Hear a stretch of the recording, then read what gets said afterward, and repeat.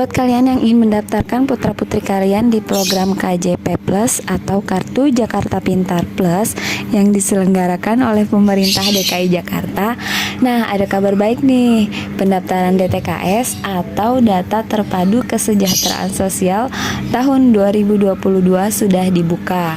Nah, pendaftarannya sendiri itu dibuka pada tanggal 1 sampai 20 Februari 2022. Jadi cuma 20 hari untuk kalian bisa daftarin putra-putri kalian di Data Terpadu Kesejahteraan Sosial. Nah, DTKS itu sendiri apa sih? Nah, nih, Data Terpadu Kesejahteraan Sosial merupakan salah satu acuan data pemberian bantuan sosial pemenuhan kebutuhan dasar baik yang bersumber APBN, PKH, dan BPNT maupun APBD seperti KLJ, KPDJ, KAJ, KJP Plus, dan KJMU. Jadi kalian wajib banget daftar di DTKS ini jika kalian ingin mendapatkan KJP Plus ataupun KJMU. Nah, pendaftarannya sendiri itu dilakukan melalui daring situs sosial di https://dtks.jakarta.go.id. Khusus bagi warga yang mengalami kendala dalam mendaftar online bisa datang ke kelurahan sesuai domisili dengan membawa KTP dan KK asli. Oh iya, alamat di KK dan juga KTP harus sama ya. Jadi kalau kalian alamat yang nggak sama ini, kemungkinan data kalian ini nggak bisa diproses karena selain harus sama, kalian juga harus berdomisili di Jakarta dan juga tinggal di Jakarta serta bersekolah di Jakarta. Nah, langkah-langkah untuk mendaftarnya itu pertama buka situsnya, kemudian buat akun baru, login menggunakan akun yang sudah dibuat, pilih menu pendaftaran, masukkan data diri, anggota keluarga, dan informasi rumah tangga ke dalam sistem, lalu kirim.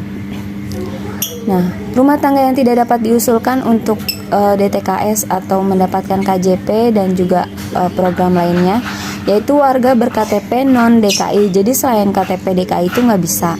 Nah, ada anggota rumah tangga yang menjadi pegawai tetap BUMN, PNS, TNI, Polri, anggota DPR atau DPRD. Rumah tangga yang memiliki mobil.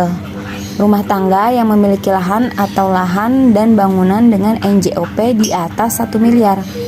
Sumber air utama yang digunakan rumah tangga untuk minum adalah air kemasan bermerek. Jadi nggak boleh nih seperti aqua dan lain-lain, pokoknya nggak boleh. Jadi kalian tuh kalau isi ulang masih bisa ya. Nah, dinilai tidak miskin oleh masyarakat setempat itu juga tidak dapat diusulkan. Tahapan pendaftaran DTKS sendiri yaitu setelah kita mengisi sosialisasi, pendaftaran, pengolahan data, pemadanan data dengan Dinas Kependudukan dan Pencatatan Sipil, pengolahan data, ketiga musyawarah kelurahan, pengolahan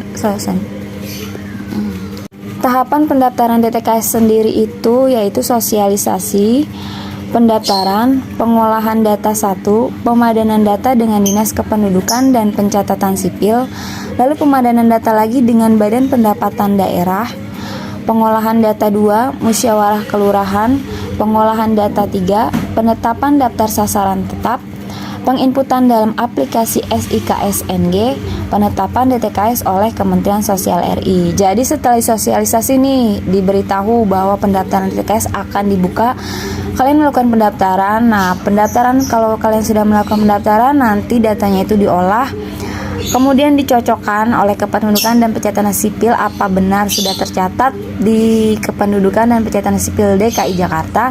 Kemudian pembenaran data lagi dengan Badan Pendapatan Daerah, apakah kalian memiliki mobil, ataukah rumahnya lebih dari 1 miliar, ataukah BUMN, ataukah PNS, ataukah anggota TNI dan lain-lain, itu nggak bisa dapat. Nah, kemudian diolah lagi nih datanya, kemudian dimusyawarahin di kelurahan, kemudian diolah lagi, nah baru ditetapkan sebagai sasaran. Nah, penginputan, kemudian datanya diinput, dan penetapan DTKS oleh Kementerian Sosial RI bahwa kalian berhak menerima program dari pemerintah. Nah, bagaimana sih cara pendaftarannya sendiri? Nah, ikutin ya. Aku akan kasih tutorialnya buat kalian mendaftar di DTKS ini. Pertama-tama kalian buka Google Chrome yang ada di handphone kalian. Kalian buka, nah ini aku lagi. Ini kalian tinggal klik aja linknya, https://dtks nih, dtksjakarta.co.id.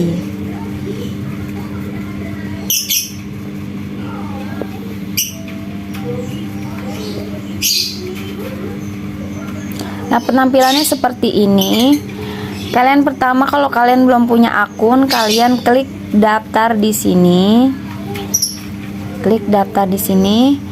Nah, kalian masukin nick kalian, nama lengkap, alamat email, nomor telepon yang aktif. Nah, kalian buat kata sandi. Nah, kata sandinya ini harus disimpan, harus diingat, emailnya juga. Jadi begitu kalian login, kalian nggak lupa lagi apa email dan juga kata sandinya ya. Saran aku sih kata sandinya nggak usah yang terlalu ribet, nggak usah yang terlalu rumit, yang gampang aja biar gampang diingatnya. Lalu kalian kalau semuanya setelah diisi semuanya, kalian klik daftar. Karena saya udah daftar, jadi saya nggak usah daftar lagi. Saya tinggal klik aja login di sini. Nah, di sini masukin email ataupun nomor KTP kalian ya, yang udah didaftarin tadi. Nah, aku sudah daftar tadi. Masukin passwordnya.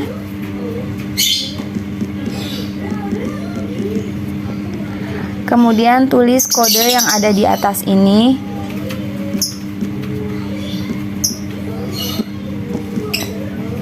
Klik login.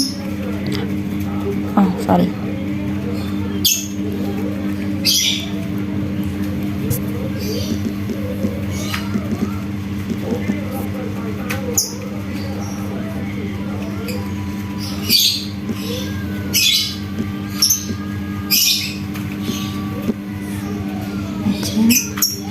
Nah, lalu kalau setelah penampilannya seperti ini, kalian klik input pendaftaran baru.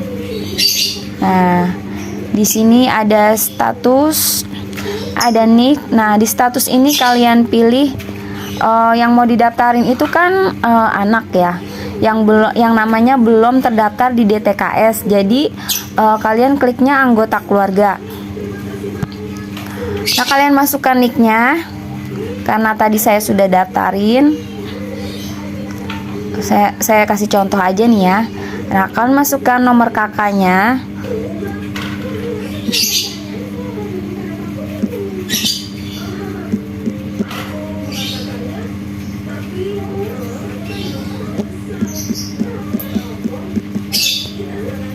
Kemudian masukkan nama lengkapnya. Kemudian masukkan tempat lahirnya, tanggal lahirnya juga, jenis kelaminnya, agama, pokoknya kalian isi semua ini. Pendidikan terakhirnya kalian pilih aja yang paling atas karena masih sekolah, atau terserah kalian. Kalau misalnya SMP berarti tamat SD. Kalau misalnya masih kelas 1 SD ataupun sampai kelas 6 berarti kalian klik aja yang paling atas yang kosong. Kalau misalkan sudah lulus SMP mau daftar lagi di SMA untuk KJP, kalian klik aja yang SLTP sederajat dan lain-lain. Nah, jenis pekerjaannya kalian klik aja pelajar. Untuk golongan darahnya, kalau tidak tahu klik tidak tahu. Status perkawinannya, klik belum kawin.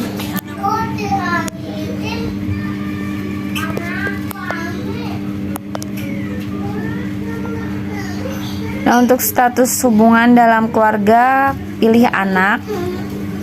Keluarga negaraannya pilih Indonesia. Nama ayahnya ditulis sesuai kakak.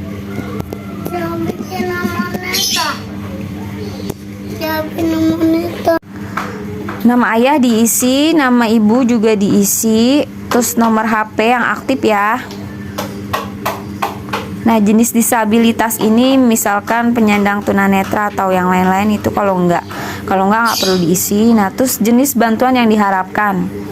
Seumpama kalian anaknya itu masih pelajar, kalian pilih KJP Plus. Kalau anak nih KAJ juga ada nih, kalau yang untuk mendaftarkan balita, anak-anak bayi, dan KAJ itu kartu anak Jakarta untuk balita, bayi dan balita, jadi bisa dapat bantuan juga. Nah, kalau KJP Plus ini untuk pelajar dari SD sampai SMA, dan KJMU ini untuk yang kuliah. Nah, ini banyak nih, ada PKH juga, ada BPNT juga, ada PBI juga. Nah, ini alamat KTP sesuai ya sama kakaknya, jangan sampai salah. Nah, ini diisi juga.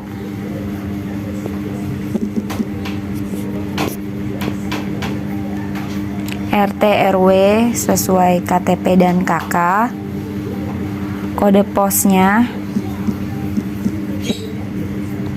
provinsinya DKI Jakarta, kabupatennya Jakarta, kecamatannya pilih juga, kelurahan. Nah, alamat domisili harus sesuai dengan KTP. Nah, kalian klik aja langsung, jadi langsung keisi. Nah, rumah tangga memiliki mobil? Tidak. Nah, ini nggak bisa diklik ya. Ini bisa diklik. Jika informasi dasar ini nanti bakalan dicek sama seperti ini, langsung dicek langsung sama mereka apakah miliki mobil ataukah miliki tanah di atas 1 M, nanti itu bakal dicek sendiri sama mereka melalui pajak online. Nah, apakah sumber air utama yang digunakan rumah tangga untuk minum adalah air kemasan galon bermerek?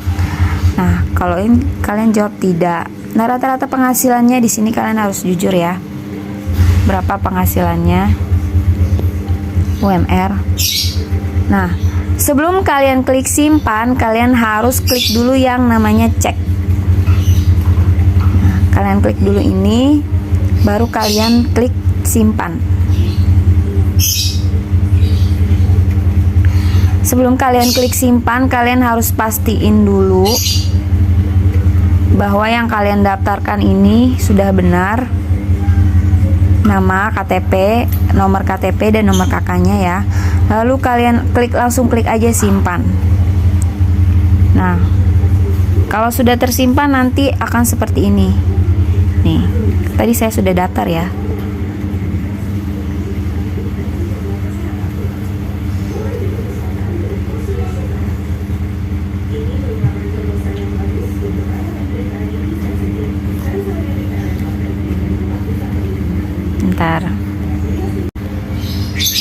Nah, kalau sudah isi form yang tadi itu nanti bakalan seperti ini, list pendaftar FMOTM. Nah, di sini ada nih ya, tadi sudah masuk. Saya masukin anak saya dua-duanya, satu masih balita, yang satu sudah sekolah. Yang sekolah saya daftarkan sebagai penerima KJP Plus, dan yang balita saya daftarkan sebagai penerima KAJ. Nah, kalian tinggal lihat di sini, diklik aja. Nah, nanti di sini ada actionnya nih up. Nah, di sini ada nih, Dinas Sosial Provinsi DKI Jakarta, edit data pendaftar FMOTM. Tuh. Di sini ada semua. Kalian bisa cek lagi data-datanya kalau kalian ingin merubahnya. Nanti kalian tinggal tunggu aja. Kalau kalian sudah isi form ini, kalian tinggal tunggu aja. Biasanya nanti ditelepon dari pihak DTKS-nya untuk memastikan alamat KTP yang kalian isi di FMOTM ini apakah sudah benar atau belum. Nanti kalian bakal disurvei ke rumah kalian, dan nanti ditetapkannya sebagai penerima DTKS itu kalian mendapat informasi dari sekolah. Kalau untuk yang KJP itu nanti Pihak sekolah mendapat data dari DTKS bahwa nama putra-putri Anda atau putra-putri kalian itu terdaftar sebagai penerima KJP. Baru kalian isi form melalui sekolah. Nanti sekolah akan memberikan lagi kepada DTKS untuk diajukan KJP. Baru kalian tinggal menunggu undangan dari Bank DKI untuk menerima buku tabungan dan kartu ATM. Nah, seperti itu alurnya. Jadi buat kalian yang mau daftar KJP Plus, KAJ, dan bantuan yang lainnya dari pemerintah DKI Jakarta, kalian harus isi link atau data di link dtksjakarta.co.id ini ya. Nah, ini persyaratan untuk penerima KJP, yaitu pertama, peserta didik dengan usia 6-21 tahun. Kedua, terdaftar sebagai peserta didik pada satuan pendidikan negeri atau swasta di DKI Jakarta. Ketiga, memiliki NIK sebagai penduduk DKI Jakarta dan berdomisili di DKI Jakarta. Keempat, memenuhi kriteria khusus sebagai penerima bantuan sosial. Ini ada surat pernyataan nih dari Dinas Sosial Provinsi DKI Jakarta. Pelaksanaan data terpadu kesejahteraan sosial DTKS tahun 2022 Provinsi DKI Jakarta. Pendaftaran DTKS dibuka dari tanggal 1 Februari sampai dengan 20 Februari 2022. Pendaftaran DTKS secara online dan mandiri di link http dtksjakarta.co.id. Nah, itu linknya ya kalau mau mendaftarkannya. Nah, sebelum mendaftar silahkan melakukan registrasi atau buat akun terlebih dahulu, dan satu akun dapat mendaftarkan beberapa anggota keluarga yang lain. Jadi dalam satu kakak ya.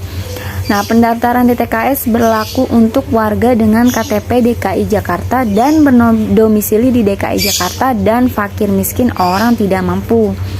Jika sebelumnya sudah mendaftar DTKS, silakan dicek terlebih dahulu di link pp.pusdatindinsos.jakarta.co.id atau ketik di pencairan Google Chrome Siladu Pusdatin. Jika sudah terdaftar di Siladu Pusdatin, tidak perlu mendaftar lagi. Nah, daftarkan semua anggota keluarga yang ada di kartu keluarga.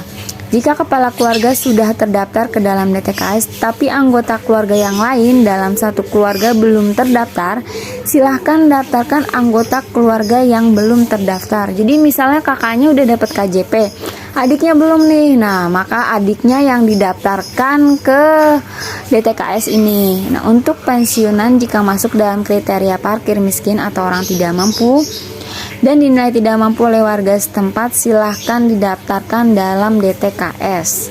Nah, jadi untuk pensiunan PNS bisa nih daftar kalau emang dinilainya nggak mampu oleh warga setempat.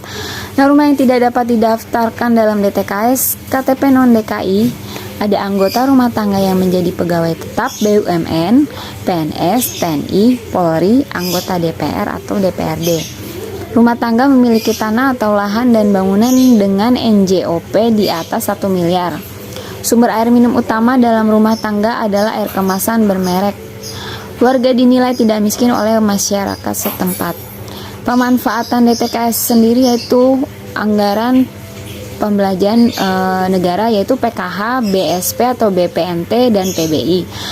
Sedangkan dari APBD itu ada KLJ, ada KAJ, ada KPDJ, KJP Plus, KJMU, dan bansos lainnya. Nah, semoga informasi dari saya ini bisa membantu kalian yang sedang bingung untuk mengisi link bagaimana caranya daftar dalam program KJP Plus, KAJ, dan lain-lain yang diselenggarakan oleh pemerintah DKI Jakarta. Kalian bisa ikutin, kalian bisa like, komen, dan subscribe ya channel aku jikalau channel aku ini bisa memang bermanfaat buat kalian ya. Terima kasih sudah menonton. Assalamualaikum warahmatullahi wabarakatuh. Dadah.